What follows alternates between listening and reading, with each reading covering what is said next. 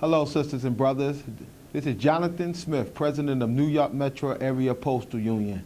And today I want to talk to you about reversions.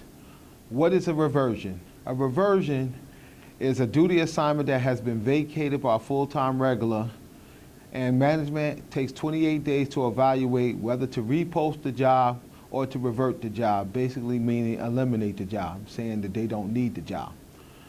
Management lately, not only in New York Metro, but nationwide, has made a unilateral decision to revert all vacated jobs, just about. Why would they do this? The main reason why management has decided to revert all these vacant jobs is because they no longer want to convert the PFCs to full-time regulars.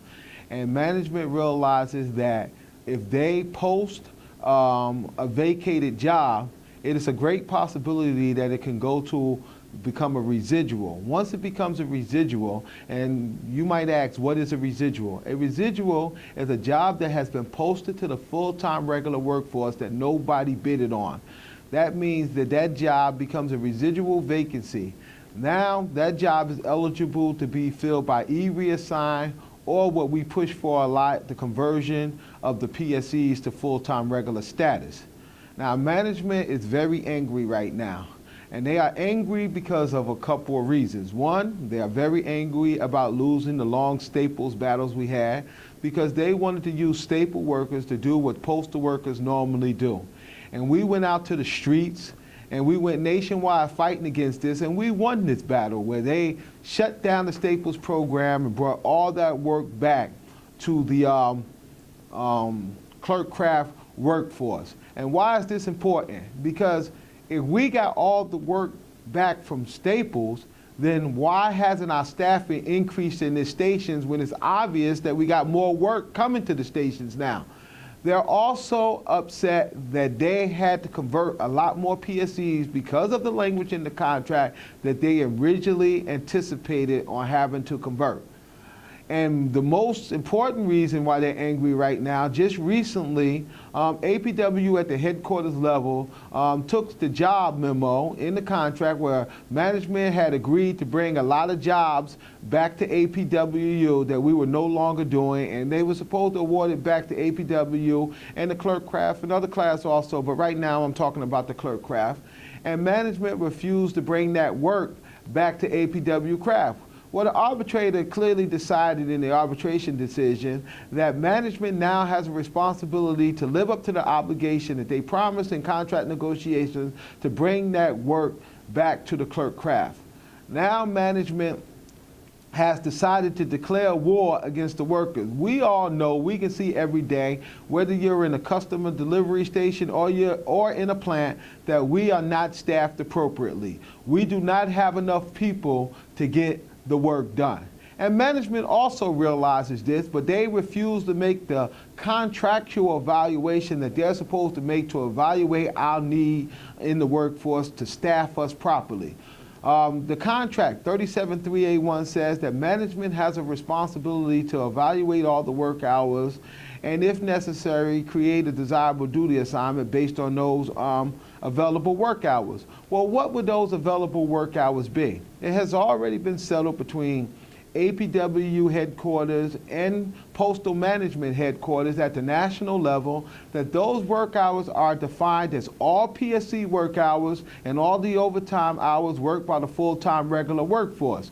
And if we can find enough of those hours to create 40-hour duty assignments, management has a responsibility to do that. In fact, there's an MOU out that was signed at the headquarters level. That's a memorandum of understanding that says not only must management make an evaluation, but they have an obligation to do this. This is the word that they use, obligation. That is a very, very strong word, because obligation means you have no choice. It's not you may evaluate it, you could evaluate it. You are obligated to evaluate it. So when management starts talking about the work volume and the workload, the union vehemently disagrees, and we're not even entertaining that because they don't have any contractual support to support that position. The only contractual support that's is in our agreement is work hours, and management must evaluate those work hours before any decision is made to revert a job, and they're not doing that.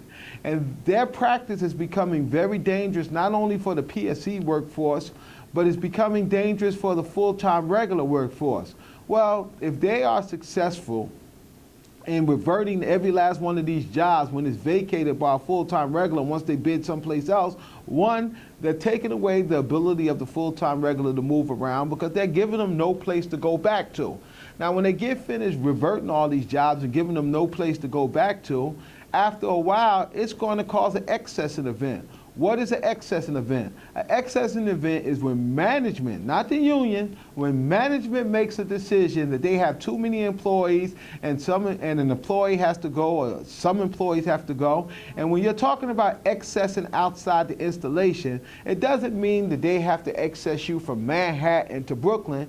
They can excess you from Manhattan to Long Island because the contract gives them the ability to excess you as far as 50 miles. That is a long way to go if management decides to excess, especially if they decide to excess on a false narrative, because management knows that these stations is not staffed appropriately and they're trying to cause an excess in event. But the contract also says that before they can excess, they're supposed to get rid of the PFC workforce as much as possible. But last time management had an excess in event, they tried to excess the full-time regular employees and they never wanted to get rid of the PFCs. Yes, we eventually won a grievance down the road, but this should show you that management truly does not care or respect not only our contract, but our workforce. What do I need you to do? I need the members to be more vigilant. At this time, we have to fight back. What do I mean by fight back? I mean, when you see management doing bargaining unit work, you have to let the union know. You have to give us statements. We cannot allow this. When you see another craft, a carrier or a mail handler doing clerk work, you have to give us statements, time, dates, places, when it happened. So the union can fight this immediately. We want to get ahead of this and not react when management is making a move like they're trying to make now. But we need your help. But most of all, we need people to step up to be shop stewards. Why? Because we can't be everywhere. And who would know what's going on in the station better than someone that's there every single day seeing what's going on? We want to use this opportunity to educate you, but we also want to use this opportunity to inform you on how you can help us help you. Now, we want to answer any questions that you might have, and we haven't had the opportunity because since December, management has reverted, just in the New York district alone, that's Manhattan and the Bronx, they have reverted over 150 jobs. That's a lot of jobs, and each one of those jobs has to be grieved individually. And management will never will they outfight us, but right now they can outnumber us because you got 2 and 3 supervisors. We only have 5 full-time officers, 15 additional executive board members for a total of 20, and we have too few shop stewards out in the field. At this point, I need you to stop asking what your union is doing for you, and I need you to ask yourself, what are you doing to help your union? There is so much to do, and it can't be done by so few. It's time for the members to step up and get involved in this battle. The only thing that we have is each other, and management is doing everything they can to turn us against each other or turn a blind eye to them constantly violating our contract. This can no longer happen because right now, we're not just fighting for jobs, we're fighting for survival. I'm hoping to hear from you soon. I'm looking for any questions that might come from you, and I will be addressing them in future addresses to you. Send your email to my executive assistant, that's J. Renee Boss, J. Renee, RENEE .Boss, that's BOST, at nymetro.org. I look forward to addressing you in the near future, and until we have an opportunity to speak again, I'm wishing you God's peace and blessings. Thank you for this opportunity.